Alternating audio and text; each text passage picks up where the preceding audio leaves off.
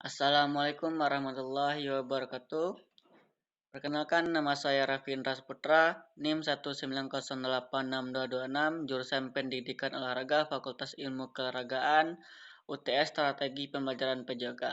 Baiklah, kali ini saya akan menjelaskan 4 kompetensi yang harus dimiliki oleh guru. Yang pertama yaitu ada kompetensi pedagogik, yang kedua ada kompetensi kepribadian, yang ketiga ada kompetensi profesional, yang keempat ada kompetensi sosial. Baiklah, kompetensi pedagogik. Kompetensi pedagogik adalah kemampuan atau keterampilan guru mengelola proses pembelajaran atau interaksi belajar mengajar dengan peserta didik. Terdapat 7 aspek dalam kompetensi pedagogik yang wajib dikuasai, yaitu yang pertama ada karakteristik para peserta didik.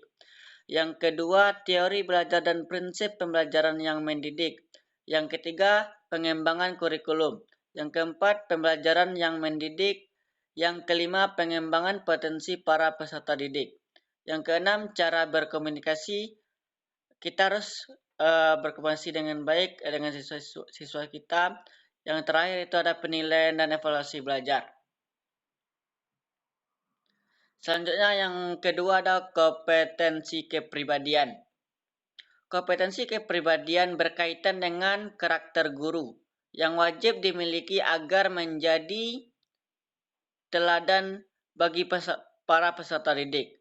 Selain itu, peran para guru juga harus mampu mendidik para muridnya agar membantu mereka memiliki kepribadian yang baik. Terdapat beberapa kepribadian yang harus dimiliki oleh guru, yaitu yang pertama ada kepribadian yang stabil, bertindak sesuai dengan norma sosial dan bangga menjadi guru. Yang kedua ada kepribadian yang dewasa, menampilkan kemandirian dalam berbentuk sebagai pendidik dan memiliki kerja sebagai guru. Yang ketiga ada kepribadian yang arif, menampilkan tindakan yang didasarkan pada kemanfaatan peserta didik, sekolah dan masyarakat, dan menunjukkan keterbukaan dalam berpikir dan bertindak. Yang ketiga ada kompetensi profesional. Kompetensi profesional ini memiliki kemampuan dan keterampilan yang harus dimiliki oleh guru. Tugas-tugas keguruan dapat diselesaikan dengan baik dan benar. Keterampilan ini berkaitan dengan hal-hal yang teknis dan berkaitan langsung dengan kinerja guru. Indikator kompetensi profesional guru adalah yang pertama, menguasai materi pelajaran yang dipelajari, meliputi struktur pelajaran, konsep pelajaran, dan pola pikir materi tersebut. Yang kedua ada menguasai standar kompetensi atau SK, kompetensi dasar atau KD, dan tujuan pembelajaran dari pembelajaran yang diampu. Yang ketiga ada mampu mengembangkan materi pelajaran yang kreatif sehingga bisa memberi pengetahuan dengan luas dan mendalam.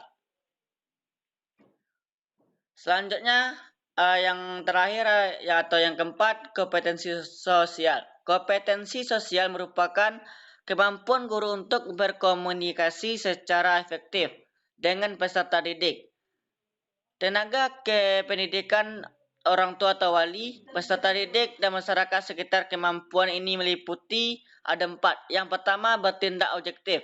Bertindak objektif ini tidak diskriminatif berdasarkan jenis kelamin, agama, ras, kondisi fisik, latar belakang keluarga, dan status sosial keluarga. Yang kedua, berkomunikasi secara efektif, empatik, dan santun kepada semua pendidik, tenaga kependidikan, orang tua atau wali, peserta didik, dan masyarakat sekitar. Yang ketiga, dapat beradaptasi di tempat bertugas di seluruh wilayah Republik Indonesia yang memiliki keragaman sosial budaya. Yang keempat, berkomunikasi dengan lisan maupun tulisan.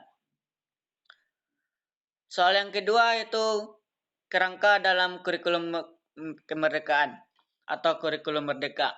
Proyek penguatan profil pelajar Pancasila. Proyek penguatan profil pelajar Pancasila memberikan kesempatan kepada peserta didik untuk mengeksplorasi ilmu pengetahuan, mengembangkan keterampilan, serta menguatkan pengembangan 6 dimensi profil.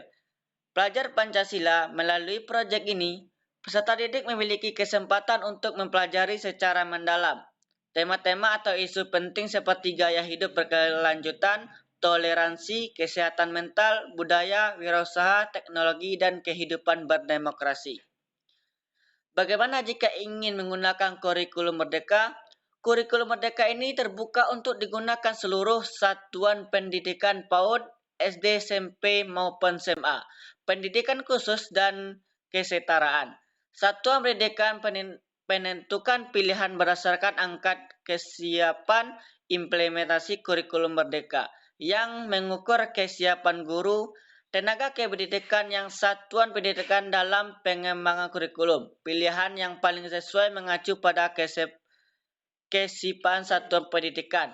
Implementasi kurikulum merdeka semakin efektif jika makin sesuai kebutuhan. Itulah yang dapat saya sampaikan. Kalau ada kesalahan saya mohon maaf. Sekian terima kasih. Assalamualaikum warahmatullahi wabarakatuh.